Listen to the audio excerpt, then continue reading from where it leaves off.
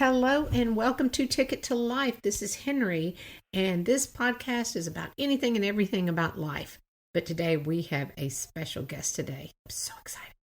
I have Amianne Bailey with us today, and she is an author, and she's the author of A Soft Place to Land. Oh, this book was very heartwarming, loving, a little bit of, what's going to happen kind of thing. But before we start, I just want to remind you about the giveaway that we have. I'm not going to go into the details. I've done that for the past 3 weeks. If you still want to enter the giveaway, there's plenty of time to do it, but I will have all the rules on the description for this podcast, but I will mention it next week and read another letter from one of our listeners. And here she is, Amianne Bailey. She is with us here today, and I am so excited. Amianne, welcome. Thank you, Henrie. Thanks for having me. I'm so excited for you to share your book with everyone and tell us.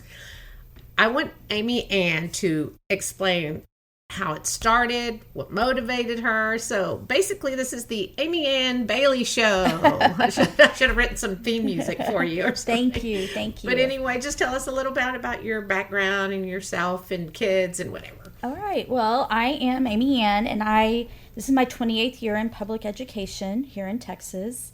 And I have always wanted to be a writer. Growing up, I've wrote stories to entertain myself. And in the back of my head, I had this dream to be a writer. But I became an English teacher, which was close. And so I taught high school English for 11 years. And I would write for myself in my journal. But I stopped writing stories because I had kids. I have 2 daughters. And I just felt like I was busy, just busy. But I taught creative writing. And so I would take that time to write creatively for myself with my students. And I would sometimes share my work with them. And it just built this beautiful little writing community. And that always felt good for my soul. And in 2012, I was on a trip to Georgia with my family. And we were sitting on this front porch at my husband's, I don't remember the relation in the family, but it was like his great aunt's house or something, this beautiful screened in porch. And I just got this feeling for a story. Because stories to me come in feelings. I do a lot with place. Place is really important to me in story. So some people think, writers think in characters. I think in feelings of a place. So I just had this idea and I started writing it down. And it was the first time in a long time I had felt just this excitement about an idea. So I started writing in 2012. My girls were like 8 and 4 at the time. Life was busy. I had decided to become a librarian at that time. So things were busy, but I wrote, and I was very disciplined. I would have a word count a day, and I just did it. That's good. I mean, that's the hard part is making that time. Well, that's the thing about writing. You can't do it when you're in the mood. Mm-hmm. You have to do it even if the blank page scares you or you're not feeling it. You just have to sit down because with me, one word will lead to another and you hit a flow. So I actually wrote my first book. I finished it in about 2014. And I sent it off to try to get a literary agent. So if you want to be traditionally published, you have to get an agent. The agent then sells your book to a publishing company. So that's the way to get into the traditional publishing realm. So I sent it off to about 50 agents. Really? Oh my goodness. And rejection. Ugh. It is not for the faint of heart. But I got a few interests. So what they'll do is you send them like 20 pages, and then they'll say, we want to read more. And so if they say they want to read more, that's a really big win.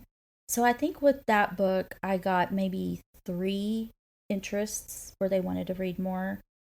But everyone was like, "This is good work. You have something, but you still need to work on it." And that was okay. It was a little heartbreaking. So that is when I actually wrote A Soft Place to Land. So A Soft Place to Land is not my first book. It's actually my second book. Okay. And so that is really, I'm proud of it because I wrote it in the face of a lot of rejection. And you kept going. I kept going. Like, I'm going to do this. I'm going to keep going. Yeah. And so I started writing that one about got the ideas in 2016, started writing it really heavily in 2017.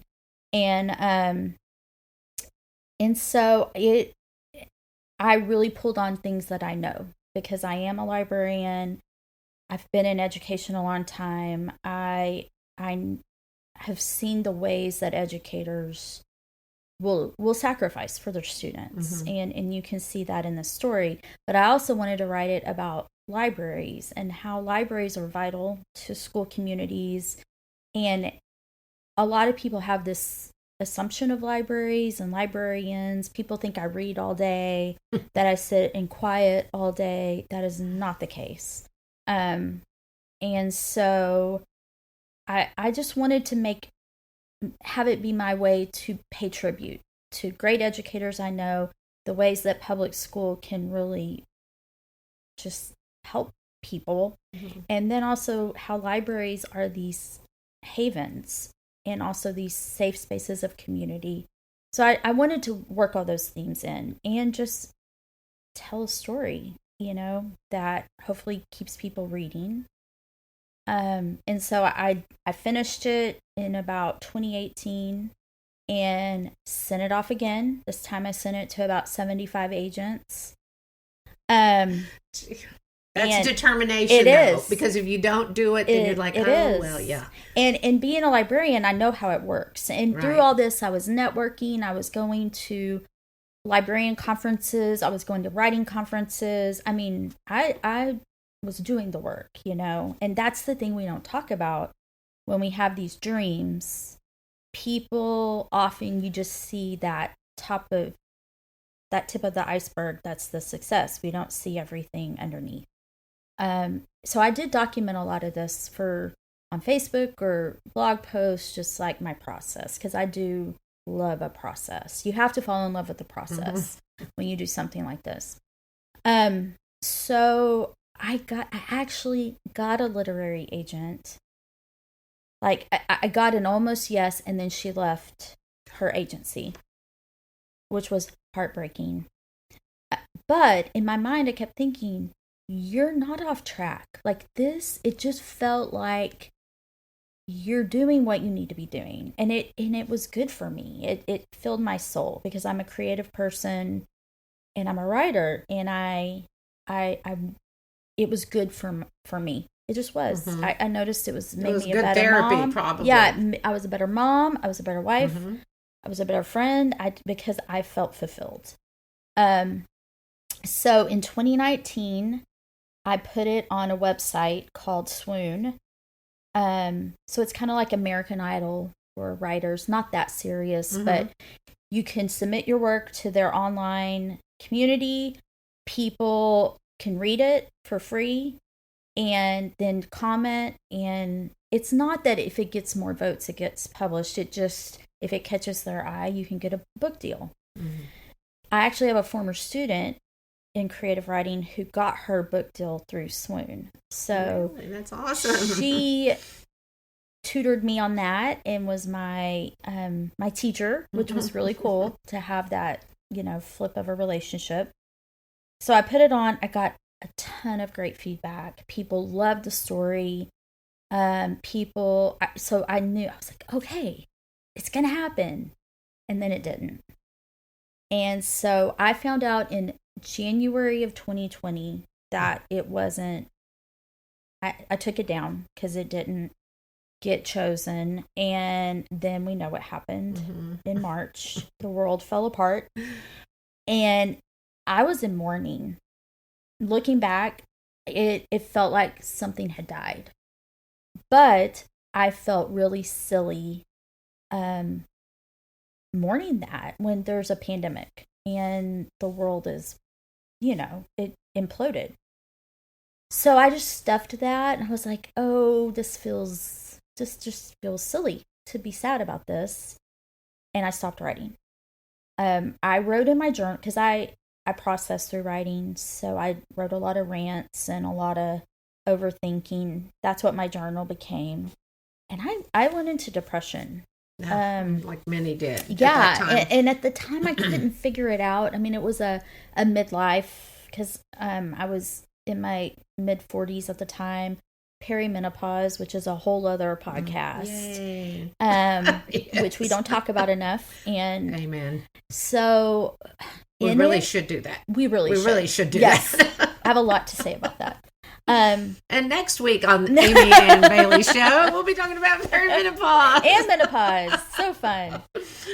But when you're in something, you don't know. But in hindsight now, I'm like, oh yeah, that was a lot of stuff going on at that time.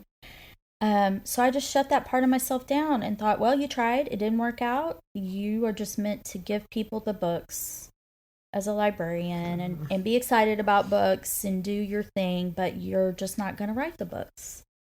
And it was hard, and it didn't feel right. I'm a big, if that's truly what is meant for you, I feel like you should have peace about that, but I didn't have peace about it.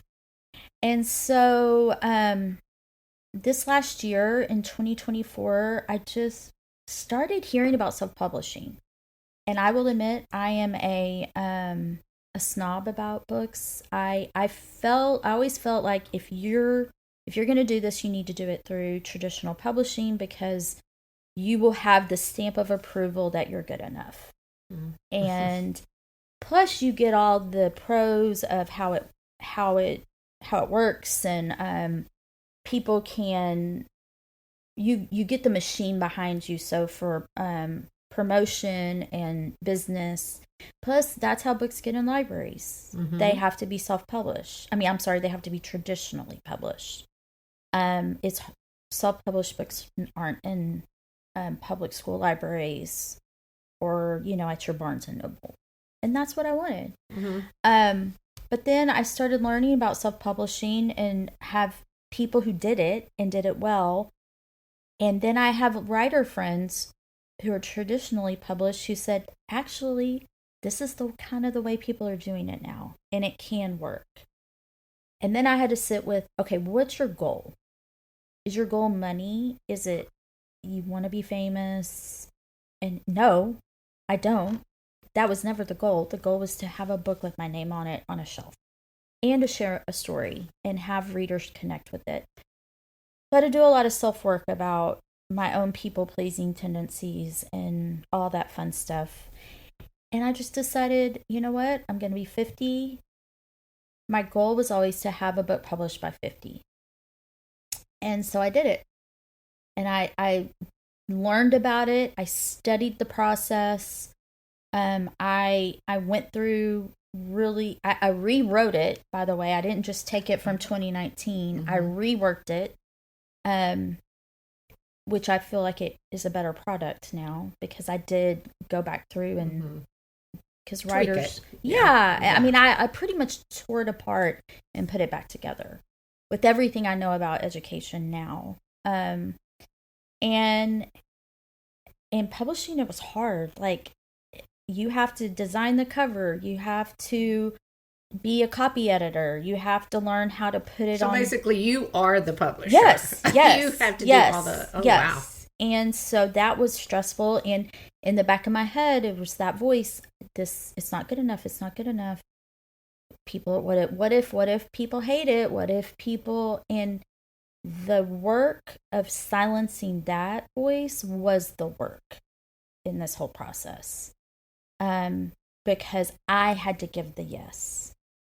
It had to come from me. Whereas before I was looking for the yes along the way. But I had to give the yes. And that we are our own worst enemies in that. Yes, I say that all the time to people. And so when I had to give the yes, that was when I realized, wow, you did it. And so it's in the world, and it's hard on Amazon. It's hard on these Amazon streets. Like, and it's Amazon, but with self-publishing, you don't get any boost from, like, you have to go out and promote your work. And so that felt really icky. So you basically are your own agent. Yes. You got to get out there. I'm my own marketing. I'm my own promo. And this is also work for me because that doesn't feel good to me. Like, it feels like self-promotion. It feels like bragging. No. And I've had to get over myself about that. And it's not that I want to this isn't for money. This is just about giving the story the wings it needs to reach. It's such a good book, too. Oh, it's such a good book. Thank I just you. loved it. I loved it. It's so good. Thank you. I feel good about it. And the thing is, I'm going to do it again. Good. I'm going to take that first book that I wrote, and I'm going to, because it needs work. And it was written 10 years ago. And a lot's changed. Just me and writing about teenagers as a midlife woman, writing from a teenager perspective, that's hard. And I want to honor the voices of teenagers I know. And I had teens I always have teens read my work, and they will be brutally honest and say, I bet they are. Say, no, please do not put this in the book. That's good. It's cringy. That's good. Yeah. So that's also a thing as an adult, writing from a young adult perspective, honoring that. That's important to me. But that's a lot of what the young adult market is. It's grown-ups writing about teenagers. Right. So I have a lot of work to do on this next book, but I'm excited. And I've done it. So I cannot have to do it out of fear there's a little fear. Fear's good. Fear is not something to be scared of. I think you can use it as fuel. Mm-hmm.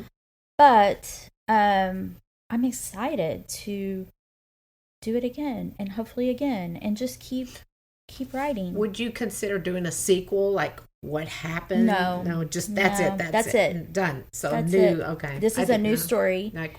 And it'll be about Texas high school football. Oh, because why? I don't know. Because my husband's a coach. I've lived it. I love it. And I think because place is important to me, I want to write about Texas. I did that in this book, in A Soft Place to Land. It has a lot of nods to Texas and the culture and who we are. Yeah. And so this book is going to examine small town Texas and football, and how that has really good things about it, and how it can have some very toxic things. That's awesome. So, because it's a big deal in this area. I know some things about it for sure. I bet you do. Yeah. Now, how long's your husband been a coach? He has been a coach for 28 years as well. We are both in our 28th year, and he's coached in middle school and high school. And I'm at every game. I was going to say, I've seen Friday pictures nights. on Facebook. You're I'm always his biggest fan. That's awesome. And to be a high school football coach wife, you have to be committed to it, because So that's another podcast. Yeah, it's a lot of time away from family. That's for better or worse. Marriage. Yeah. And then my sister is a coach's wife. My brother-in-law is a head coach. Oh, my dad was an athletic trainer. Like, I know it. Yeah. It's they say write about what you know. You definitely know it. Right. So. Oh my goodness. Yeah. So tell me, what got you to really get into becoming a librarian? Because libraries, to me, we don't have one here. I know. In our big town. Yes, in our big town. And it's devastating that we don't have one, but what made you decide a librarian? You being a librarian to me is like being a PE coach or a music teacher because you get everyone. Yes. You get everyone. You just don't get a specific age group. You get to have everyone. And that's the best part of my job. So I was an English teacher. I loved it. I love teaching. But I really had a burnout situation. I had my 2 daughters, and I was teaching 5 preps when I was with 2 girls, and I was teaching a lot of upper level classes, and I just had this moment where I realized I couldn't be the teacher and the mom I wanted to be. And so I had a dear friend who is a librarian, and she said to me, she said, you would be a great librarian. And I realized it's everything I loved about my job, books, kids, without the things I hated, grading essays and making kids read certain books. Because I felt like I was kind of going against the things I knew in my soul about book choice. And so then I had to get another master's degree to do it. Oh. With because you had time to do that. Yeah, with young children and a football coach husband who wasn't home much. But again, I did it. I was like, you know what? And it's an online degree. I went through University of North Texas, has a great library school program. People don't realize librarians have to have master's degrees. No, I don't think people. I mean, now there are some people working in schools who don't, because some schools don't require that, but my school district requires a master's in library science. It's like you said earlier, I believe people think you sit there behind the desk and stamp books. Yeah. We don't even have stamps anymore. I was going to say, we're past the stamping stage. Yeah, we don't.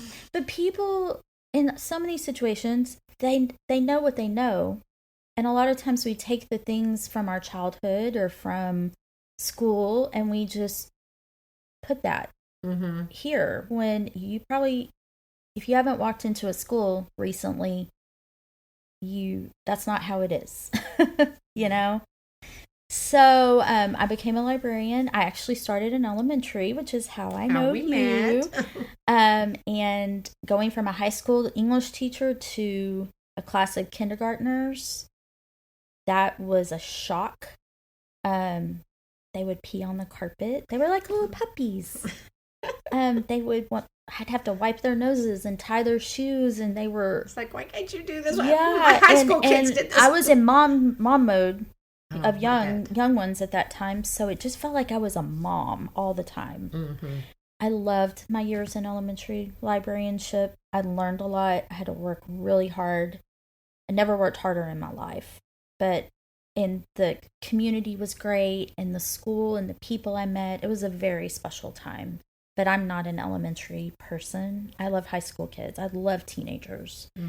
That's so good to hear, because I think teenagers are getting a bad rap absolutely. now. Because what you hear in the news and this and that. Yes. I mean, not all of them, but Yes. So. And that's also why I want to write stories about teenagers, because there's no other time in a person's life where you are going through such transformative change of who you are and trying to figure out who you are, and sometimes not having a lot of say in who you are, or, a lot of people try to control teenagers. So you get this. I mean, if you think about it, when we were teenagers, it was the same thing. Okay, I'm older than you, but you're sweet. But it was. Yes, there was this push-pull all the time. Right. Oh.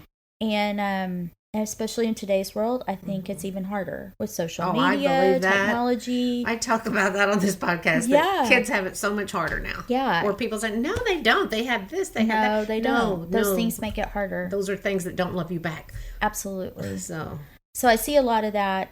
So I did go to high school to be a high school librarian. This is my 17th year. Love it. Love it. Awesome. Those kids keep me young. They check me a lot. They make me think. They challenge me. And honestly, they give me hope. And you're giving them hope. Well, you really are. It is reciprocal. And, I've chosen to stay on a campus because I need to be around the children.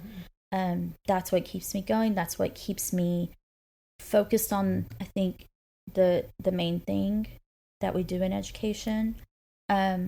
So I'm just so grateful. And I've had some students at my school read my book. I can't have it in my library because it's self-published. And there's a process. But I don't know. Right now it doesn't feel... I'm having to get over some things about that. Like... Right. Because it's a book. Right. It's a clean book. Well, it is. But, libraries in Texas are under attack. And we have a lot of... My job has actually gotten a lot harder. In terms of purchasing books from my library. There's a lot of things that I'm not trusted anymore with my master's degree. So that has been very hard in the last few years to not be trusted. And the thing is, in my school district, there was always a process. We are the gold standard of processes. We followed some of these things that weren't even rules, and everything needs a process. We don't just put any book on the shelf in a library, but I want to do it the right way, and I want to... Don't break any rules. No, because, but some of the rules are silly. I'll just say it for you. Yeah. I don't work for the district. No, tell everyone, how can they get your book? Where can they get it? Where can they read Amazon, it? Right now. Tell us the name. It is called A Soft Place to Land by Amianne Bailey. That actually is a title of other books, so please look for my Amianne name. Bailey, correct. I had that title before those books came out, though, so just... Okay, I will, if it's okay with you, I'll Please do. put a picture, put it on link. Instagram, and link on it. Yeah. And it comes in hardcover, paperback, and Kindle version. So, please read it, and then recommend it to your friends if you enjoy it. Okay. Thank you so much for being here. I cannot tell you how happy I'm you're here. And we will get together again. Let's do it again. Another one. This has been lovely. Thank you, Henrie. Oh, thank you. This is Henrie. Thank you so much for listening to Ticket to Life. And please, please, please go find your blessings and get that book.